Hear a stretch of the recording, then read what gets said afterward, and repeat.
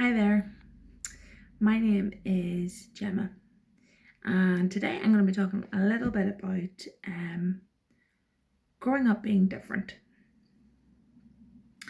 And when we talk about being different, a lot of the time that can go hand in hand with coping with bullying or being treated differently. So, what I want to do today is tell you a little bit about me and what makes me so wonderfully different. And maybe you relate to some of the stuff that I talk about today. And maybe you don't. Maybe you know someone who's a bit like me. And maybe you understand them a little bit better after today. I also want to talk today about great ways to keep calm and to embrace being different. How we handle feeling different in school when all we really want to do is probably fit in. And something that we don't do an awful lot of. I want to talk to the people who put those who are different down.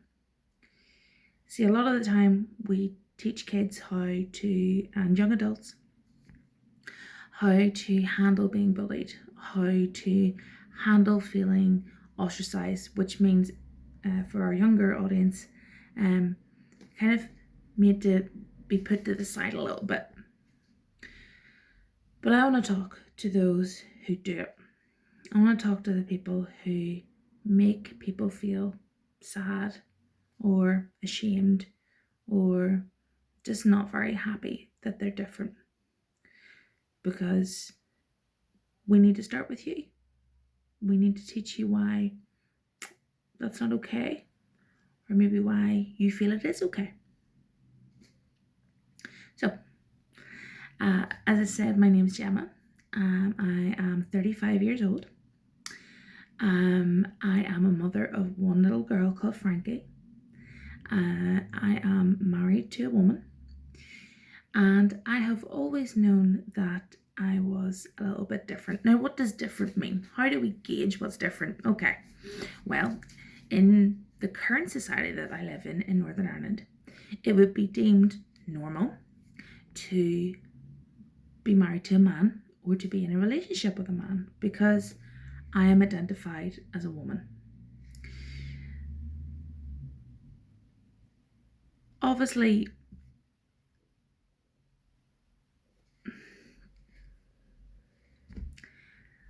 I was going to pause that because it's really hard to word this, but I'm not going to pause it. I'm just going to keep going, okay, because this is real. Sometimes it's really hard to feel like you want to stand out, but you want to fit in. And that's kind of what it's like being married to a woman in Northern Ireland, is that I would love to be treated equally by the law, but I'm not. And, that's hard sometimes. But ultimately, I'm very proud of being different now. But it's taken me a long time to get to this stage. So let's start with school. You can maybe see that I am large. I am fat. I don't see fat as a bad word. I don't see it as a negative word. I am fat, and I'm happy with who I am. But I wasn't when I was very little, because from a very young age, I was taught that fat equaled wrong, that fat equals unhealthy, that fat equals lazy, that fat equals ugly. And that's a lot for your brain to process. Now, there may be some people watching this who get called skinny. And skinny means you're scrawny, and skinny means you're like a twig, and skinny means you're creepy and bony, or skinny means you're ugly. And then there could be some of you in between who are called dull, or boring, or basic, or not very exciting. Do you see what I'm saying here? The thing is that no matter what makes you different, if people want to make you feel bad, they will use it against you. So the key thing to remember here is that although you feel very alone in that moment, you are not alone at all, because the reason that makes you a beautiful human being is that you are you. You are unique in so many ways, but also We all go through the same experiences regardless of how unique we are. So I was bullied because I was seen as fat. Like, honestly, I look back at pictures of myself and I really don't think I was. But I was bigger than the other kids, and therefore they picked on me for that, because I showed a little bit of weakness whenever they started to mock me. And it's not easy to look strong all the time, and you don't have to be strong all the time. But what I didn't do was I didn't tell an adult for a long time.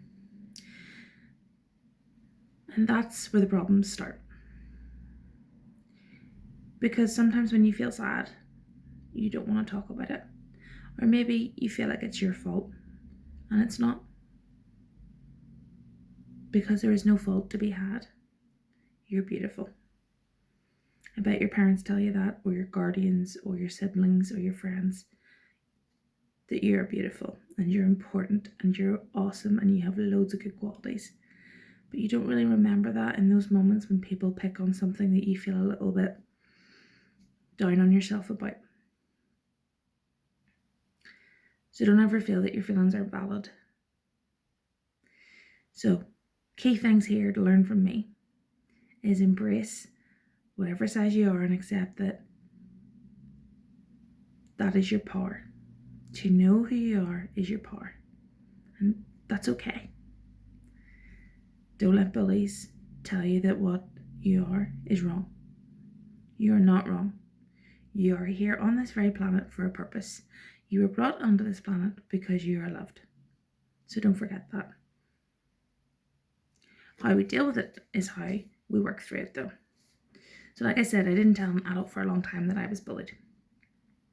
So as soon as you feel comfortable to, you need to tell an adult if you think that someone is bullying you or picking on you for being different. Tell someone you trust. Tell someone older if you don't feel comfortable telling your parents. But always make sure that there's a person that you can trust. Sometimes when you say things out loud and you explain how you feel, or try to explain how you feel, it can make it seem a little bit smaller of a problem. Not always, but it can help. Other things you can do is, if you don't feel comfortable for a little while talking to an adult or someone you trust, is to keep a diary. Sometimes I find writing down how I feel really help me, because once it's out of your brain and onto the page, it kind of feels like it's disappeared a little bit. You close the book on it, and that's a nice feeling. So I'll show you some of the things.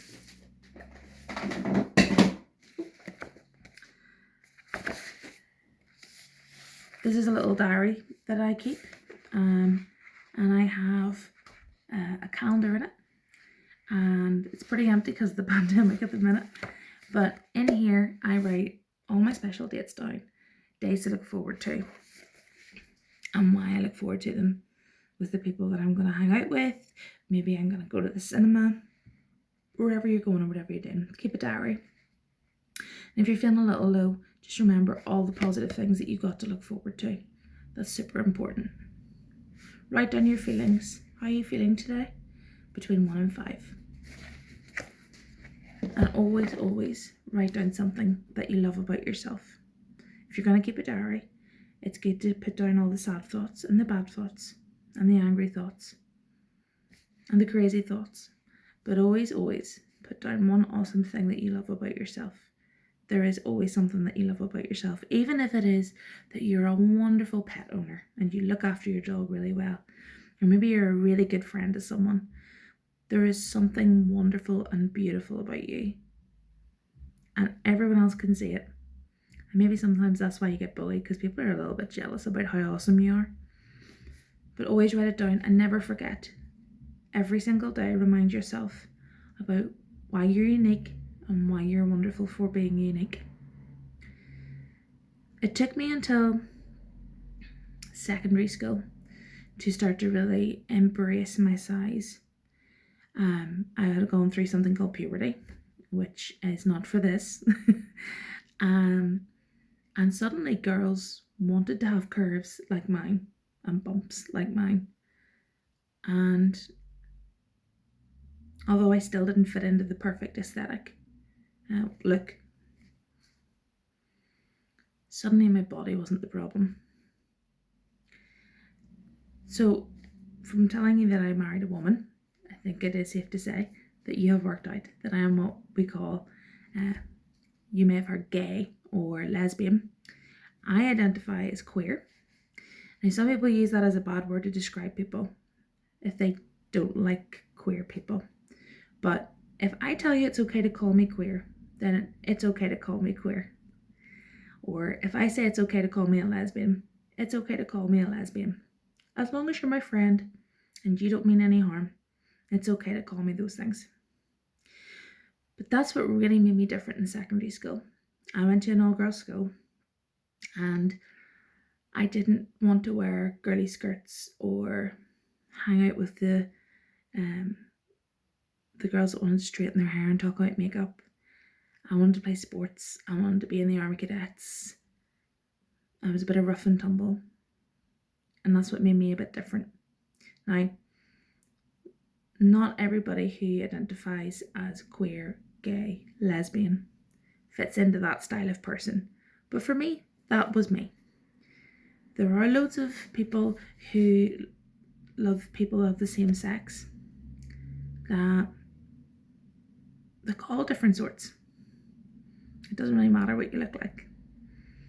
But in secondary school, it kind of did. So anyway, that was me. Maybe you connect with that. That doesn't mean that you're gay or lesbian or queer or straight, or it doesn't mean anything. It's just how I looked and how I felt. And that's what set me apart. And I used to get called lesbian. They used to shout it across the playground. And I didn't really know what that meant, because we weren't taught about that in school. We weren't taught that there were people who aren't straight in school.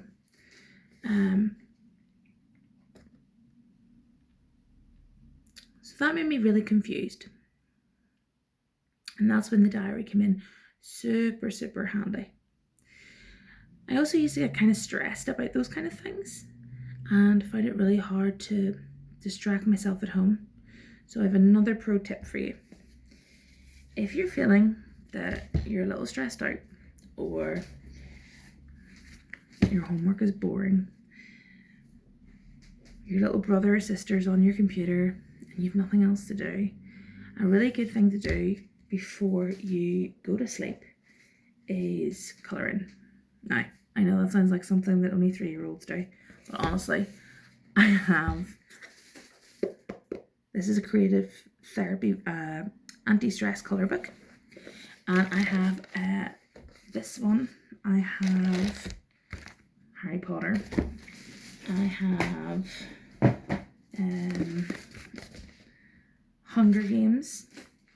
I have tattoos, and I have Tropical Wonderful Birds. I have loads of these, and it is a really therapeutic way of just letting your brain relax when you're feeling a little bit stressed, like there's a kitten trying to unpick a ball of wool in your brain, is the best way to describe it. So sometimes I use that as a technique to just try and help me zone out from what's happening and let me just relax and de-stress for a little while. Sometimes when you do that, you find that when you come back to the situation that is stressing you out or you can't work out, it becomes a little bit clearer because you've had that space. So if you're feeling a little bit anxious or stressed, or like there's a kitten trying to unpick a ball of wool in your brain, colouring in is a really great way to do something to keep you busy if you don't want to write in your diary or talk to someone about it. So yeah, things that made me different. I was fat. I was queer. I didn't know that, but now I have that language. Part of that being different because of who I fall in love with was hard because I wasn't taught that there was any other kind of relationship apart from boys fall in love with girls. So another great way to really sort of unpack, if you think that you're feeling emotions for people that aren't boy and girl, if you're a girl and you're not romantically in or feeling for a boy, maybe it's another girl or another person. Sometimes reading about it is a really useful thing. Knowledge is power. And you'll understand that actually being different is kind of awesome. It is people who are different that have made the world change. I used this great book called The Queeriotic Table, and it is a celebration of LGBTQ plus culture and all the wonderful people in this world that have changed how we live, how we see, how we love, by being brave and by being different and by being bold. Now, if you are below 16, I always recommend that you speak to an adult before you buy any kind of books like these. Some of the stuff's kind of heavy and some of the stuff's kind of hard to understand, and I think it's really important that you talk to the adult or whoever is responsible for you in your life before you decide to go out and buy these kind of books. There is nothing shameful in them. There is nothing bad in them, but it's a big deal whenever you discover words and you discover things about yourself that you never knew or you're trying to work out, and just having an adult to help with that is really great. So please, if you're under 16, definitely talk to an adult before you decide to buy books or go on the internet and look at stuff. It's really important that you keep yourself safe, because there's a lot of stuff out there that will probably blow your mind and that's okay, but you need to do it at the right time in your life whenever you're safe to do so. So always speak to an adult if you're underage before you buy anything or before you look anything up on the internet regarding sexuality or gender. Not because there's anything bad, not because there's anything wrong, not because there's anything to be ashamed of, just because you're at an age where sometimes a bit of adult help can be really useful. I wish I'd had that. Instead, I waited until I was 20 and I ran away from where I live, which was Bangor, to Belfast, and discovered this whole world. But I didn't really figure out who I was and why I was different until my 20s, which is quite late to fall in love and learn who you are. But, that's okay. And now I'm 35. I have only just really come to terms with the fact that being different is fantastic and it's empowering and it is wonderful. And I wish I could go back to 7-year-old me and tell her how great it feels to not blend into the crowd. And I can't do what I need to, but I never really want to. And I'm changing things in this world because I'm protesting and I'm rallying and I'm speaking out when I see things are wrong, because I'm able to, because I'm an adult now and I'm able to make my voice heard. And I hope that when it comes to the time that you decide to use your voice, you use it for the right reasons. But that's what makes me different from all the other people in my school. And I'm proud of that. And the only thing I would change is the bullies' minds. So bullies, if you're listening or watching this, this is for you. Maybe you're scared that you see something in someone else that you don't want to see in you, and you pick it out and you bully that person because of it. And it's not cool. But if it's hurting you, you're not going to feel any better by doing it. You're not going to win anything by picking on people who are different. That person could one day become a doctor that helps save your life. That person could become a teacher who one day teaches your kids. Everyone is important and valid, and people who are different are so important in this world. So embrace your uniqueness and don't highlight it in others as a bad thing. Because here's the deal. I'm 35 years old. I could not tell you what I had for dinner last week, but I can tell you the first name and the second name of my bully in P4. His first name was Stephen, and I won't name his second name. And I met him years later when we were adults, and we laughed and joked because we'd both grown up, and it was at that time for him just some silly kids bullying and being stupid with each other. And I know he regretted it. But I still remember that. I still remember the names he called me. I still felt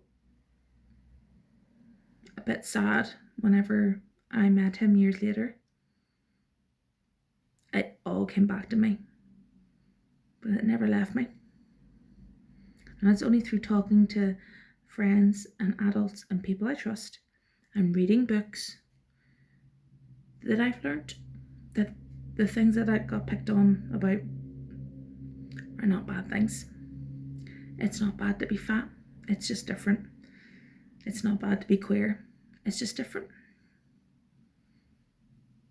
So I hope you take this on board and you embrace your difference. And if you're a bully, let it go. Because if there's something else hurting you, this isn't going to make you feel better. You maybe need to talk to an adult. You maybe need to go and have a think and colour in. You maybe need to read a book.